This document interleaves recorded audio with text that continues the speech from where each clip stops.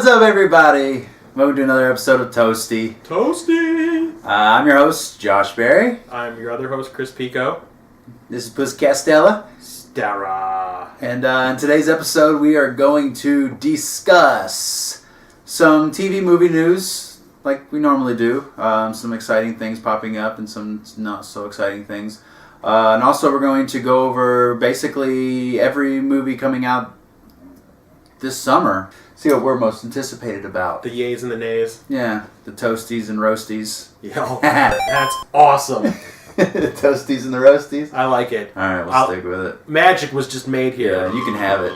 You're welcome, Internet. Yeah, you're welcome. And then I'm going to go over a retro game that I wanted to talk about from my collection. You sent me a text about the reboot, or because I don't think it's really a remake. It's a reboot. Yeah, a reboot of the Fletch series. Yeah. I remember Kevin Smith was talking about doing it maybe 8 years ago, and he wanted Jason Lee to play Fletch, and the movie was going to be called Fletch Wins. I guess it was actually supposed to be a sequel, but that fell through, as most movies do in Hollywood. Yeah. And now they're rebooting it with Jason Sudeikis playing Fletch, which I've never read the novels. I heard there's like 11 novels. Yeah, based out of the 70s, I think is when they were... Yeah, 74 I think is when they said the first one came out. I've never read them, so I don't know what they're like. I just know what I've seen in the movies. And the movies were fucking slapstick comedies. Right. And they say, the producers are saying that this is going to be more of a action comedy adventure, that's going to keep tonally with the novel. Right. That could be kind of cool. The only thing is, Sudeikis is a funny man. Right. But maybe he is hiding some actor talent in there. Yeah. So I mean, if they can kind of do it with, not as much action, of course, but as a Pineapple Express. Yeah. You have a story, going along with some action, have your jokes. But yeah, I think he's a good fit. Like I said, along with you, I don't really know anything about the novels. I might actually look them up now. Yeah, 11 books. 11 novels. That's a lot of reading. Yeah. But from the idea of what Chevy Chase did and what they're explaining on how they want to change it, I could see him doing that. I do like the original, though. I'm not a huge Chevy Chase fan, but I always did find the original funny. Yeah, I always enjoyed it. Not the sequel, not so much. Yeah. I think it kind of got to the point they had a product and they're just putting out. I think it also was that Chevy Chase happened. Yeah. Yeah. So yeah, that's pretty exciting. It'll be. I'm down. Yeah, we'll definitely more news we hear about that. We will bring it back to the camera. And then the other thing I texted you about was that they released the first full picture of what the Flash is going to look like for the Flash TV show for the CW. Yeah. It's I guess that they introduced. I haven't seen this season of Arrow yet. I've seen the first season. I know that they introduced him, I guess, before he got his powers in this season, and then he now has them, and they're going to use that as a platform to spin off into his own show. Right. So, what did you think about the costume?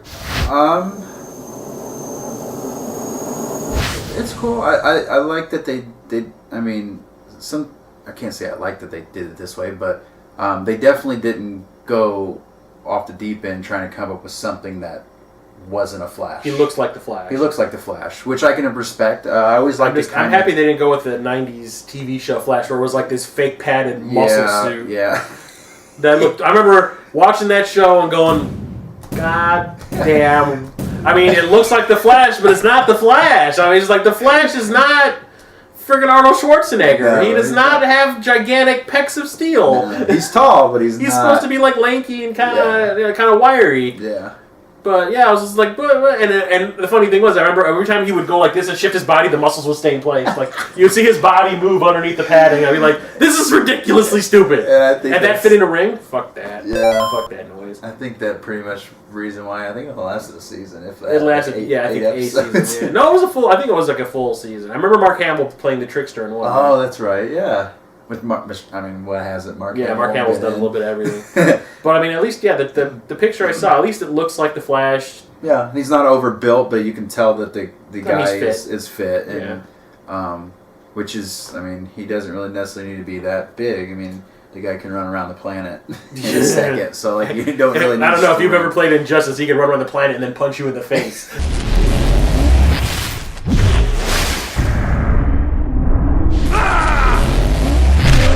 But yeah, I really like the Flash. He's one of the characters that I've always been a fan of. Yeah, he's one of mine too. We used to get in arguments with my friends over that, and I would always take the Flash because he could literally just run through you and take your heart out if you wanted to. If you wanted he's to. not that kind of guy. He's not a dick. No, he's not a Zack. You know, even the Hulk. I'm sure even the Hulk he could do that too. Yeah, but it'll be interesting if they can get take a couple writers from Arrow and get them in on the Flash. You know, you don't want. That's what I think a lot of spinoffs you get. And you have a really good show, and then you come with a spin-off, and you get a whole new director, whole new producer, all new writers, and they're not the minds that are making the show to give you a reason to have the spin-off. So you need to have some of that input into the next spin-off because you want that continuation of the story. Best case scenario is you go from Star Trek The Next Generation to Deep Space Nine. Deep Space Nine I thought was way better than Next Generation. Yeah. And on the opposite end of the spectrum, you've got the Highlander TV show, and then fucking Highlander the Raven. Yeah. Which lasted like not even a half a season. Yeah, I was like, they were like, yeah. Yeah, never thought that would get brought up in any of our conversations. Though. I love Highlander. That's what I'm here for. That's what I do. Fucking brilliant. That's what I do. That guy's brilliant.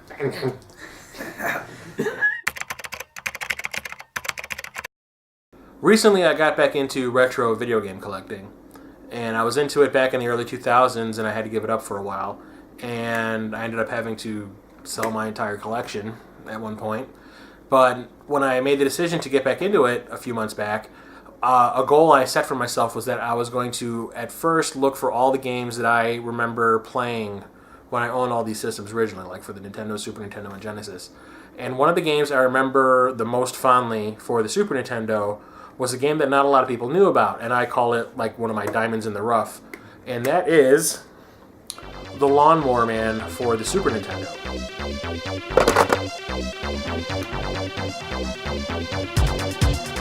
The game is a lot of fun. It is a bunch of different genres mixed into one. The graphics are pretty good for the time. I remember they looked a lot like Contra in the side-scrolling levels. There's a ton of Mode 7 effects when you're in the first-person mode, where you're kind of going through obstacle courses and like taking on like those little virtual enemy things from the beginning of the movie. There's like these flying levels that are pretty rad. The one thing that I still remember to this day is the phenomenal music. It's kind of like this weird techno orchestral synth combo that it's catchy. Oh, hell yeah. It's coins or CDs.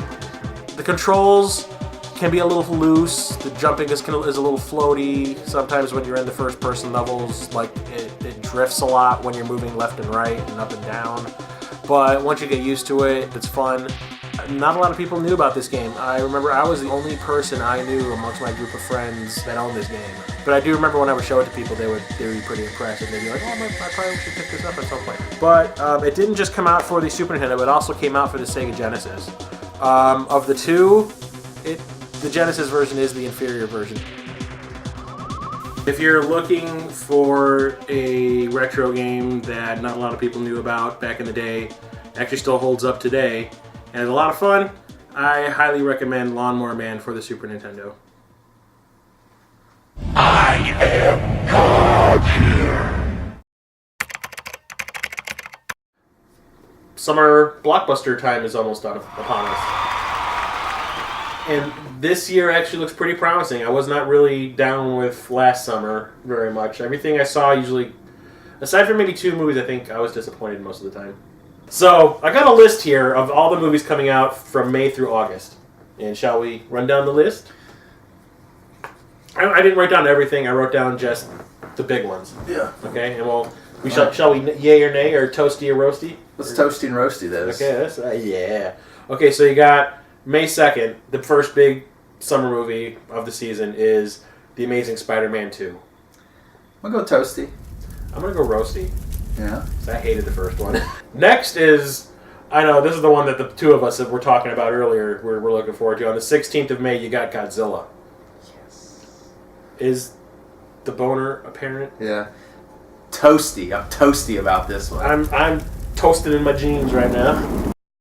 And then on the 23rd of May, we have X-Men: Days of Future Past. But yeah, I'm gonna go. I'll go toasty with the new one.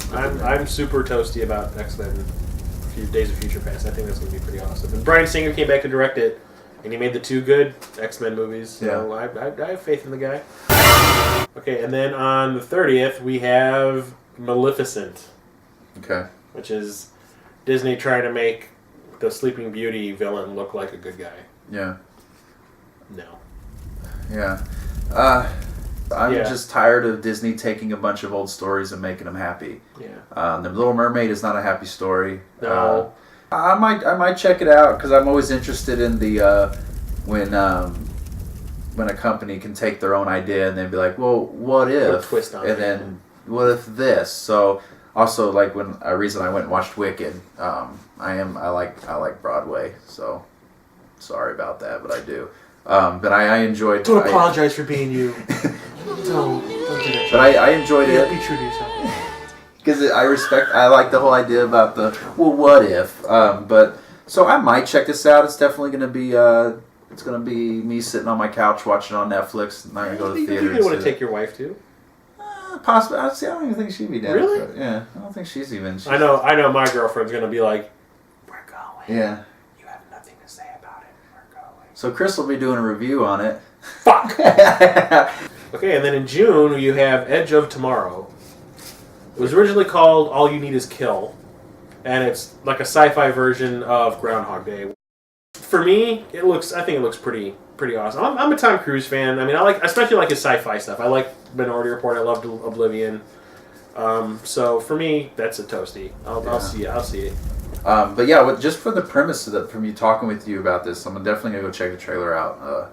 I'll give this a toasty for now. Just the idea. I mean, Groundhog Day and aliens. Toasty it. Then on the 13th of June, there's 22 Jump Street. I saw the trailer for 22 Jump Street, and it looks like they just rushed this thing into production between like a 2-month space when these 2 actors were free. Right. And it's just I'm gonna say roasty. Yeah, I didn't really care for the first one. I'm gonna roast you. I'm not. I really could care less that it's coming out. You know, damn well, you have a copy of Magic Mike on that DVD shelf at home.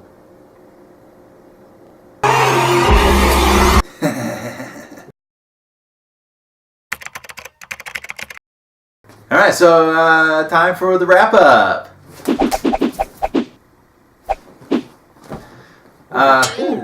So yeah, we covered some things today.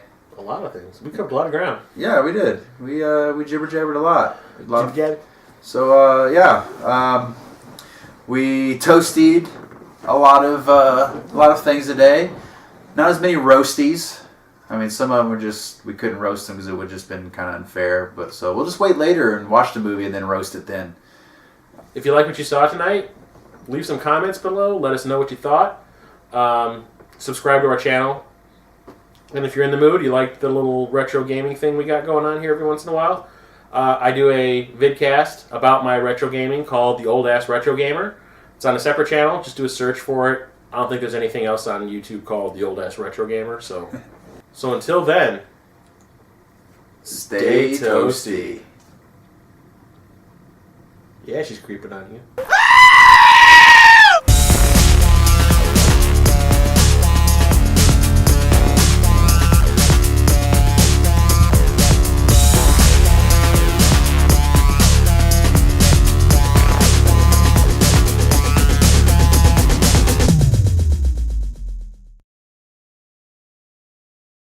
What's the prime directive? We can't interfere with alien races. By the way, your Bible is a lie.